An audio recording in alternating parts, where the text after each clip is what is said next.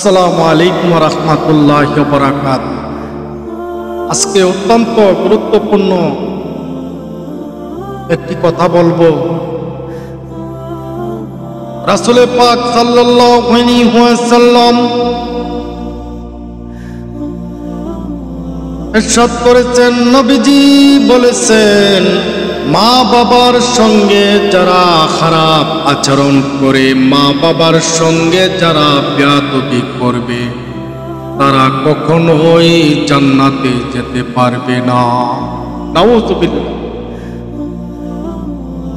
মা বাবা কত গুরুত্বপূর্ণ। এই মা বাবার সঙ্গে যারা বেয়াদবি করবে, মা বাবাকে যারা অসম্মান করবে, রাসূল পাক সাল্লাল্লাহু আলাইহি ওয়াসাল্লাম বলেছেন, ওই ছেলে অথবা মেয়ে সে কখনোই জান্নাতে যেতে পারবে না।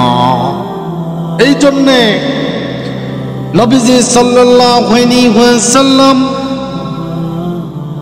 সকল সাহাবীদেরকেও বলে গিয়েছেন, আমাদেরকেও বলেছেন, মা বাবার সঙ্গে সুন্দর ব্যবহার, সুন্দর আচরণ করার জন্য। মা বাবা যাতেও উফ শব্দটা না করে, মা বাবা যাতে উফ শব্দটা না করে, আল্লাহ পাক রব্বুল আলামিন বরদাস্ত করবেন না। এই জন্যই তো মা বাবার দোয়া আল্লাহ পাক রব্বুল আলামিন, মহান আল্লাহ রাব্বুল আলামিন মা বাবার দোয়া কবুল করিয়া নেন। সঙ্গে সঙ্গে মা বাবার সঙ্গে খারাপ আচরণ করা যাবে না। মা বাবার সঙ্গে জোরে গলা কথা বলা যাবে না। মা বাবার সঙ্গে নরম আচরণ করবা, মা বাবার সঙ্গে আস্তে আস্তে কথা বলবা, নরম সুরে কথা বলবা। মা বাবা তোমার দুনিয়ার জমিনে তোমার জন্য সব কিছু। এই মা বাবাকে যারা দুঃখ দাও, মা বাবাকে যারা কষ্ট দাও,